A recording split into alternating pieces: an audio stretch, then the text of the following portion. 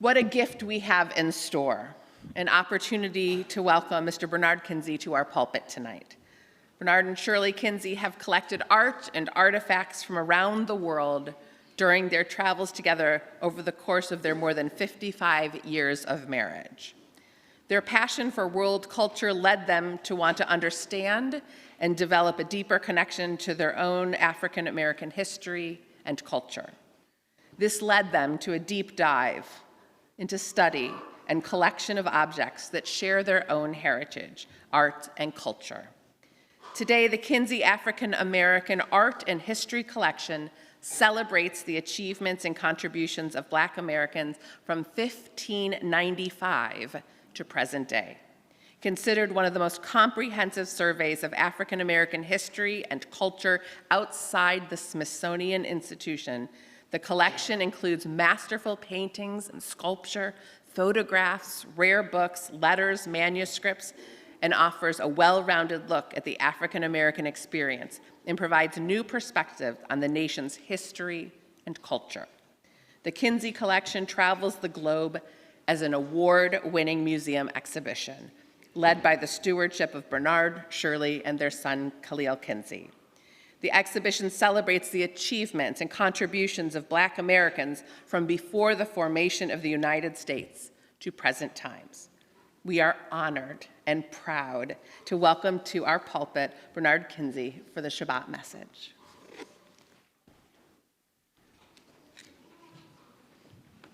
Welcome.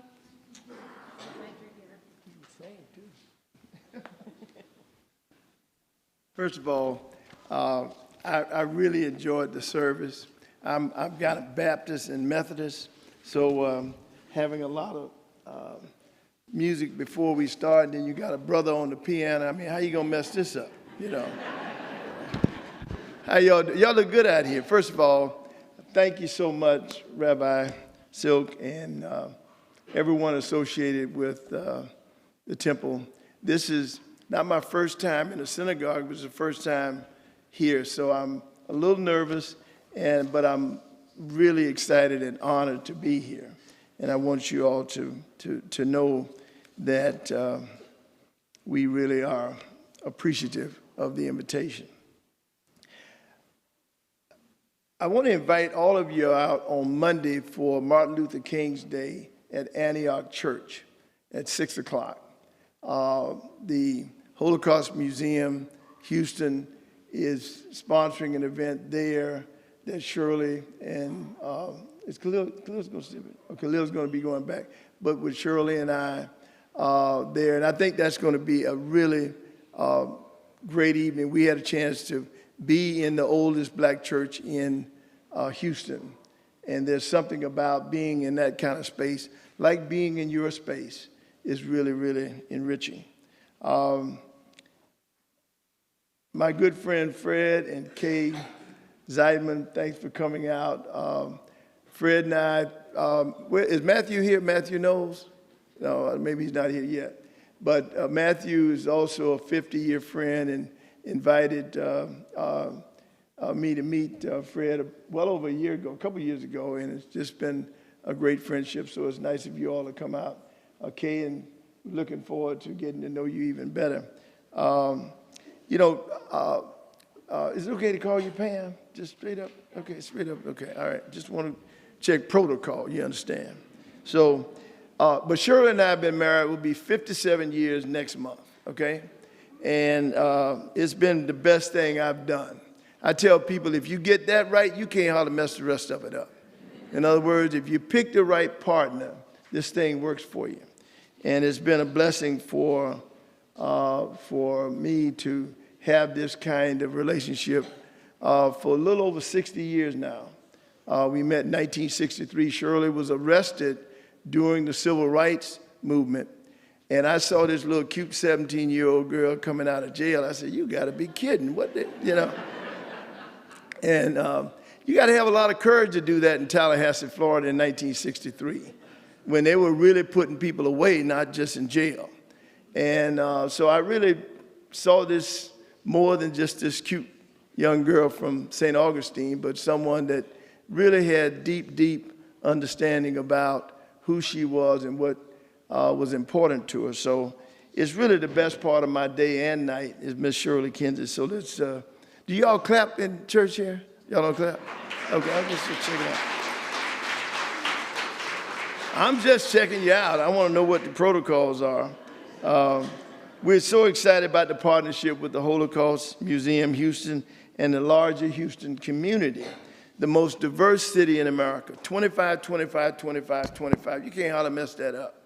So you have a community here that has really, and this is our second show here. We did a show here in 2014 at HMAC, and we won't do a show, it has to be 10 years before we'll go back.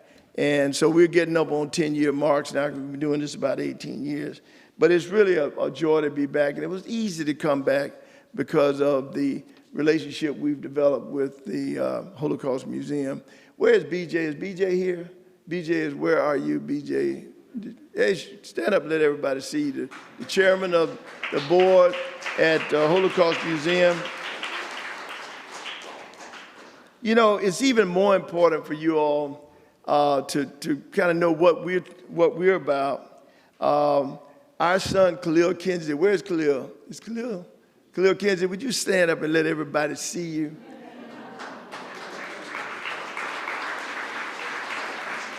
So, you know, I say that Shirley is the best part of my day and night, and then Khalil is the best thing we've done, okay? So we are just so proud of him. And you need to come out to the Holocaust Museum because we have a show that is just spectacular. I mean, when we say 1595, we mean it. We changed the scripts. So, but let me tell you what has really just happened that really, Khalil, what's even more important is Khalil and his new wife, Lisa Stein, has given us a grandson, which is unbelievable. At my age, when you get a grandson, you don't believe that's going to happen, you know. But we have a grandson, Hayes Haim Kinsey. He's part black and part Jewish. So this is even a more special afternoon to share that with you all. And we're just looking for so many special things for our young grandson. And we know the challenges of being Jewish and black can be. So we got to bring him up on both sides. Because in America, I don't care what you call yourself, is what America calls you that really matters. So, but we are just really, I mean, he's just it's the blessings of all blessings is to have a grandson. My dad and mom would just, they wouldn't know what to do, you know, with having him. So can all of our out-of-town guests, we have guests that come from Lagos, from D.C., from our niece, Andrea, just flew in from Italy. So with all of our out-of-town guests, this is my cousin Gary and his family here. But we've just had a wonderful, 3 or 4 days, and we have a big, we have activities all the rest of the week until Monday. So, but people really don't care how much you know until they know that you care. And I'm gonna say it again. People don't care how much you know until they know that you care, and we care deeply. I want you to know that. Here's what we found after nearly 57 years of marriage. Shirley and I live our lives on 2 simple principles. To whom much is given, much is required, and a life of no regrets. And the second one is really the most difficult because having a life of no regrets means that you need to stay in the present tense in what you're doing instead of saying, I wish I had. So we're always trying to be present about what we do, and it served us really well. I always think that one of the things that we've done well is make good decisions by being in the present tense. We decided 57 years ago to save Shirley's paycheck and live on mine. And for the first 15 years of our marriage, we didn't spend a paycheck. And let me tell you what, everything that is accrued to us accrued from that first 15 years of saving her paycheck. Because what it did was we stopped trying to be the Joneses, we just were the Kinseys. and we develop the right kind of habits that have paid dividends that are unbelievable as even up to this day. We found that you need 3 strategies for a successful life. Someone to love. I say everybody needs a Shirley. Something to do. That means something to wake you up in the morning. You just can't get up and not have something that, is making your heart go pitter-patter. And then the last thing, which I think is almost the most important, you need to have something to look forward to. You need to have your North Star that's always saying, here's what's really important in your life. And I love this saying. I want to share it with you. And I hope over the next few minutes that you will know that we're bringing some of our blessings to you and some of the cover that you've given us, Rabbi Pam, tonight. And here's the thought that I want to share with you. God, grant me a gift to give it to someone else that needs it more than me. I want everybody to kind of sit on that for a second. God, grant me a gift to give it to someone else that needs it more than me. We try to live like that. And what it says is, for you to receive God's blessings, you have to share the ball. Some people want all the balls. They want gloves on both hands. You got to throw the ball back to multiply God's blessings. The measure of our progress is not whether we add more to the abundance of those who have much, but rather simply we provide enough for the people that have too little. We provide enough for the people that have too little. The opposite of being poor, thank you, okay. But rather we provide enough for the people that have too little. We can get in cadence on it, okay? The opposite, listen to me. The opposite of being poor is not wealth, but justice. And some of this you're going to have to sit on a little while, okay? You're going to have, because I say you got to put it in your heart. And there's a saying that meaning comes from duration. In other words, all meaning doesn't happen instantly. But as you begin to develop and mature in time, you begin to understand that meaning of what that thought was. And we have another saying that the future is long, but you will have time. Stay with it. The future is long, you will have time. In other words, we don't have to rush at it. We'll have time to get to those things that are important, but you need to reorganize how those things are that you consider. The opposite of being poor is not wealth, but justice. Freedom is not equality. Racism is the predicament. Economics is the problem. As Black Americans, we are guilty until proven innocent. I'm going to let you sit on that for a second. As Black Americans, we are guilty until proven innocent. It's better in this country to be rich and guilty than being poor and innocent. Stay with that, okay?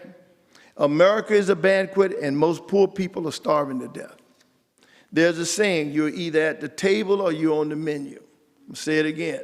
You're either at the table or you're on the menu. And when you come to see the Kinsey collection, you'll understand this even more. Your skin speaks before you do. And it starts with being Black in America, and the darker you are, the more oppressive living in this country is. Now, a lot of people don't know what I am until I open my mouth. I understand that. But the reality is that we're a society that operates on color first. And after that part, then we deal with the other attributes. For the past 18 years, our family, Khalil, Shirley, and I, have traveled to over 39 cities around the world with one simple message: to honor our ancestors that did so much and received so little.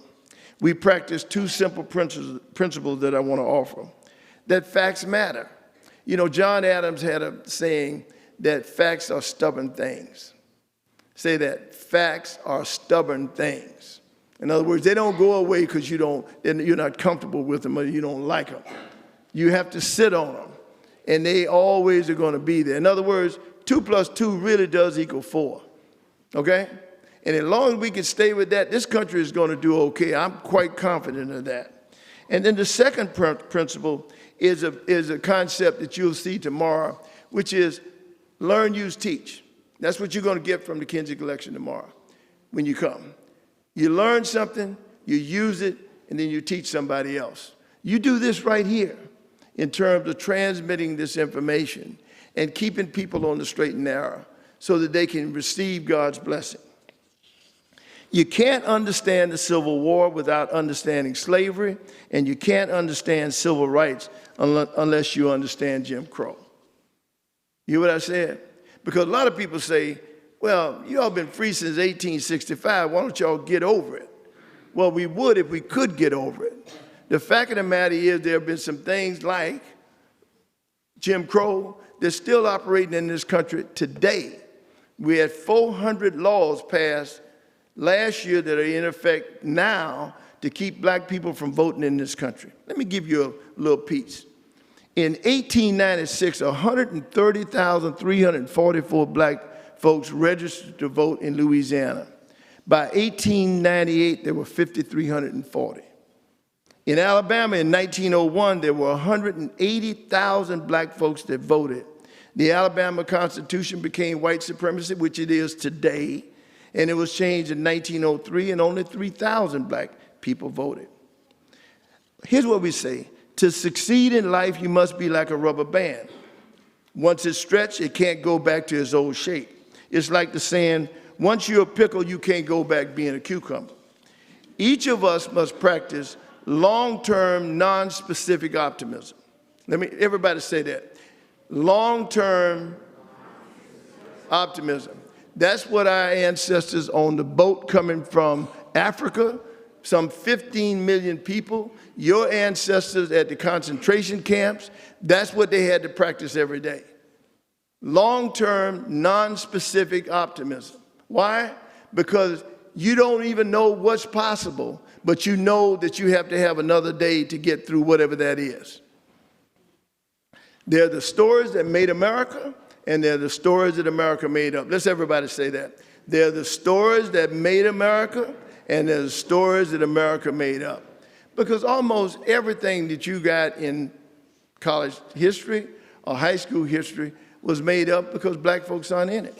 So what we do with the Kinsey collection is put us in the story. And that's what you're going to see starting in 1595. Our ancestors and your ancestors woke up every day thinking and practicing two words, resistance and expectancy. To resist this racism, voter suppression, hatred, and have to take care of your family, which means you have to expect a better life. There's a saying we love to have with all of us because it binds us. Leave the door open and the ladder down. Let's everybody say, leave the door open and the ladder down. Because we think that's the way out, by us working together. And we have a saying, if you see a turtle on a post, he had help. Because everybody in this room had help with whatever they got to wherever they got. So we have to be in a position to say, leave the door open and reach back and bring somebody. That's what that's about. The Jewish and African American Intercultural Association in the 20th century should emphasize the connection between Jewish and African Americans in the arts and education. I love what we got. I mean, when you go, you're going to love what you see at HMA. Motivated largely by anti-Semitism, the United States failed to resettle hundreds of thousands of Jews fleeing Nazi Germany, condemning them to imprisonment and death. I don't have to tell you all that. Y'all know that, right? You got that part.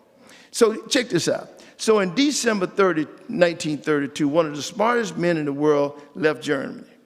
Albert Einstein began teaching at Princeton and recognized another caste system, the caste system of racism and segregation in America. The opera singer Marian Anderson was denied a room when she was performing in Princeton, and Albert and Elsa Einstein opened their home to her, and they became friends until her death.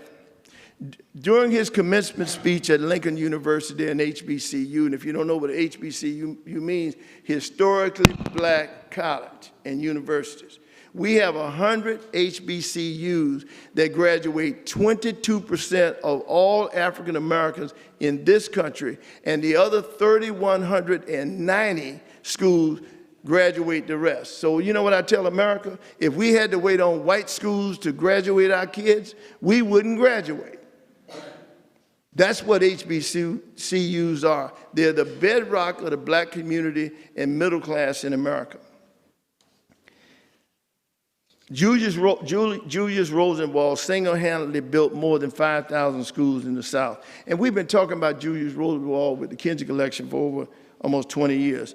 Edith Albert, Abby Aldrich Rockefeller, James V. Herring, Alonzo Aiden forged a friendship where Jews, women, and blacks formed an alliance to promote modern art in the 1920s, 30s, and 40s. Edith Halpert represented Jacob Lawrence and Elza Couture, both African-American artists in the Kinsey Collection. Now think about this. Here's a Jewish woman in New York and had the nerve to have a black artist that she represented. You follow me? When women were not represented and Jews were not represented in New York. You follow me? I like that kind of person, okay? We also have 2 Jewish artists in the Kinsey Collection. So when you come, you're gonna see Jewish artists in the Kinsey African American Collection. James Herring founded the Howard Art Department at an HBCU in 1924. His father was Jewish. His first student was Alma Thomas, who is the great Alma Thomas, the abstract expressionist that you'll see at the Kinsey Collection. Now check this out. James Shepard, president of North Carolina Central, also an HBCU, single-handedly assisted in hiring over 50 Jewish professors that would have been sent back to Nazi Germany. So black folks have been in this with the Jewish community, and I just wanted to bring some of this out. Victor Lowenfeld, a Jewish professor, taught at Hampton Institute, an HBCU, established the first art department, and one of his first students was, guess who? John Biggers in 1950. The great John Biggers from Houston, who's also in the Kinsey Collection at HMH. Now check this out. In 1950, Biggers won the first prize for the painting The Cradle at the annual exhibition of Museum of Fine Arts in Houston. But segregationist policies only allowed black visitors into the museum only on Thursdays, so he could not attend even winning the highest award. What gets us in trouble is not what we think, is what we know that just ain't so. Because a lot of what we think just ain't so. And what we want to do is disabuse you from some of that with FACTS, facts. Art is how we live, is how we laugh, cry, grieve, celebrate, protest, galvanize, heal, and refresh ourselves for the struggle of being black in America. Stay with me. Art is the connective tissue of our culture. Please understand that we have not failed to master your art subjects or your techniques. We have simply excelled at our own. Anyone that professes a love of this country must know its history. And we were taught his story, not history, in college and high school. Because if you were taught history, you would know about the great and wonderful people called African Americans and how much they gave and sacrificed to build this country and leave a rich legacy for all. We want to destroy the myth about black people's contribution in building America. And when you leave HMH, you will have it. You'll have the facts to go with it. Nevertheless, it has been historically shown in every area of creativity where black people have functioned, we have not only quickly mastered the art form, but also we have taken them to new and unimagined levels. Music, dance, storytelling, poetry, whatever. We're a people that, given the same tools or given no tools at all, we create our way to new heights and possibilities. There's a saying, the older we get, the longer we live, the more we realize that we're born looking like our parents, but we die looking like the decisions you made, okay? Stay with it, okay? People pay for what they do and still more for what they have allowed themselves to become, and they pay for it very simply by the lives that they live. Am I talking to you, Rabbi? That's what I'm saying, and we're going to cover you tonight, okay? I want each of you to look for more problems to solve as the key to a successful life. Because when you're accustomed to privilege and equality, When you're accustomed to privilege, equality feels like oppression. You know what they call privilege? Privilege is like being born on third base and thinking you hit a triple. And a lot of people think they hit a triple and they ain't hit nothing but be born to a certain family with a certain last name and a certain zip code. To succeed in life, you got to be like that rubber band I talked about. Once it's stretched, it can't go back. It's like the saying, a pickle, and you can't go back to being a cucumber. The road to success is under construction, and the road to failure is a four-lane highway. Each of us must practice long-term, non-specific optimism. And I'm on a record. Where is it? Well, okay. So when you're successful, you will win false friends and true enemies succeed anyway.